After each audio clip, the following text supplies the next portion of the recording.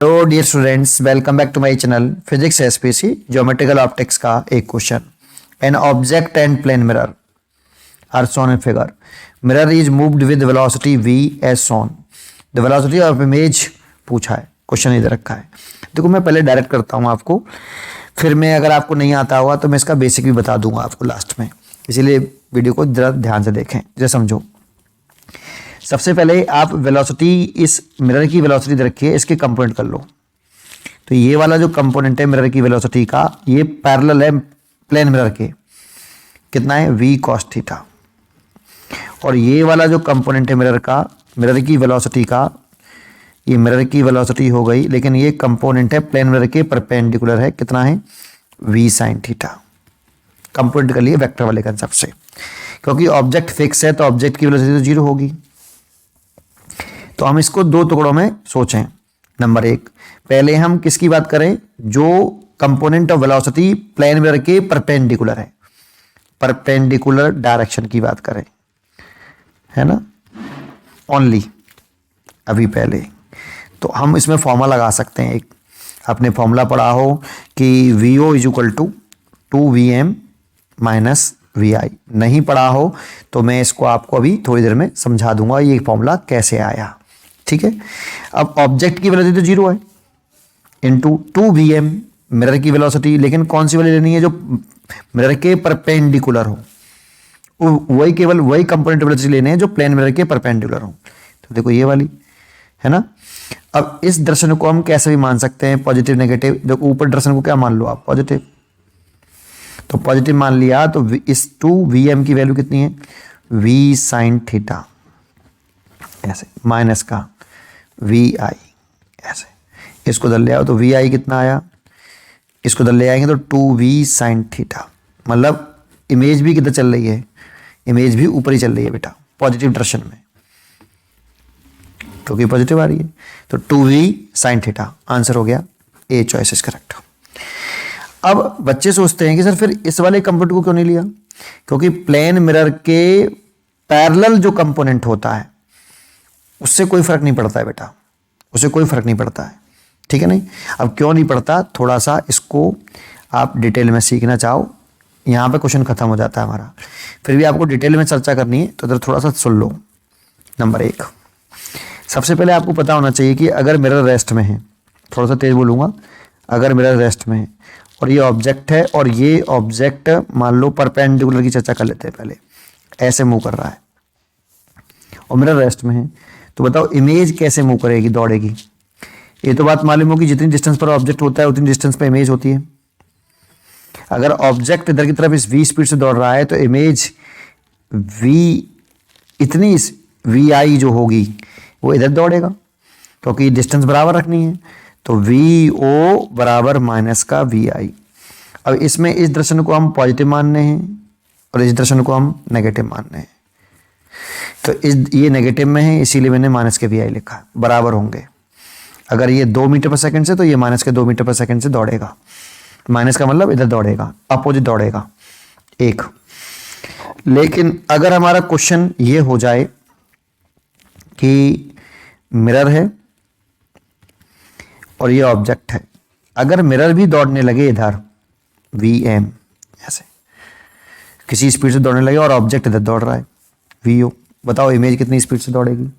अगर दोनों दौड़ने लगे, लेकिन ये दोनों स्पीड, ये वाली ये प्लेन मिरर के परपेंडिकुलर है। अभी हम प्लेन मिरर के परपेंडिकुलर की चर्चा कर रहे हैं ओनली, तब क्या कहानी बनती है, तो जरा समझो। अगर आप इस वाले कंडीशन में मिरर भी अगर चल रहा हो, मिरर मूव कर रहा है, ठीक है, लेकिन ये ऑब्जेक्ट है, तो आप मिरर पर चीता बन के बैठ जाओ बेटा। मिरर पर क्या बन के बैठ जाओ, चीता बन के बैठ जाओ। अगर आप मिरर के ऊपर बैठ गए तो मिरर आपके लिए कैसा हो जाएगा, रेस्ट में आ जाएगा भाई। अगर आप मिरर के ही ऊपर बैठ जाओगे और वहां से देखोगे किसको, ऑब्जेक्ट और इमेज को, दोनों को देखो, वहां पर बैठ गए, मिरर पर बैठ गए, तो मिरर तो आपके लिए रेस्ट में है ना, मिरर आपके लिए रेस्ट में है, मतलब चीता के लिए रेस्ट में है। तो ऑब्जेक्ट की स्पीड और इमेज की स्पीड आपको जो दिखाई देगी, चीता को जो दिखाई देगी, वो ऐसे दिखाई देगी, वेक्टर मत लगाना, VOC बराबर माइनस के VIC। यही कंडीशन लगा दोबारा से सोचो, क्योंकि अगर आप ये कहाँ पर बैठ के, ग्राउंड पर बैठ के नहीं है बेटा, ग्राउंड से नहीं देख रही है, ये सारी कहानी ग्राउंड से थी, लेकिन अब कहाँ से है, ये मिरर के ऊपर बैठ के देखने से है। तो चीता के रेस्पेक्ट में ऑब्जेक्ट की स्पीड और चीता के रेस्पेक्ट में इमेज की स्पीड अभी भी बराबर होगी, क्योंकि चीता के लिए मिरर रेस्ट में होगा। या फिर ऐसे कह दो कि V ऑब्जेक्ट मिरर बराबर माइनस V इमेज मिरर। इसका मतलब क्या होता है? इसका मतलब होता है कि velocity of object with respect to mirror, और इसका क्या मतलब होता है? VOM velocity of object with respect to mirror. इसका मतलब होता है मिरर पर बैठकर, विद रेस्पेक्ट टू का मिरर का मतलब होता है मिरर पर बैठकर ऑब्जेक्ट को देखो, ऑब्जेक्ट की वेलोसिटी, मिरर पर बैठकर वेलोसिटी ऑफ किसकी? ऑब्जेक्ट की, मिरर पर बैठकर ऑब्जेक्ट की वेलोसिटी, इसका मतलब ये होता है। तो मिरर पर बैठ के तो देख रहे थे हम चीटा बन के, तो ऐसे लिख सकते हो आप। और लिख सकते हो तो इसको ऐसे लिखा जाता था, याद करो, VO minus VM is equal to minus, इसको कैसे लिखते थे? ऑब्जेक्ट की वेलोसिटी में से मिरर की वेलोसिटी घटा के, तो VI माइनस VM, इसको और बढ़ाओ आगे तो VO minus VM is equal to minus के VI और प्लस के VM, इसको इधर ले आओ तो VO निकाल लो, 2VM माइनस VI। लेकिन ये फॉर्मूला केवल तभी तक वैलिड है जब तक वेलोसिटी, मिरर की वेलोसिटी, ये वाली वेलोसिटी, इमेज की वेलोसिटी, ये मिरर के प्लेन के परपेंडिकुलर है, तब लगा सकते हो। अब ये इसमें जब वैल्यू पुट करो तो साइन सहित रखना। साइन सहित रखने का मतलब जैसे ये क्वेश्चन होता, ये 2 मीटर पर सेकंड से चल रहा है और ये 6 मीटर पर सेकंड से, बताओ इमेज कितनी स्पीड से चलेगी? तो भैया VO तो हो गया प्लस के 2 मीटर पर सेकंड, और VM कितना हो गया? माइनस के 6 मीटर पर सेकंड, क्योंकि इस दर्शन को हम नेगेटिव मानेंगे और इस दर्शन को हम पॉजिटिव।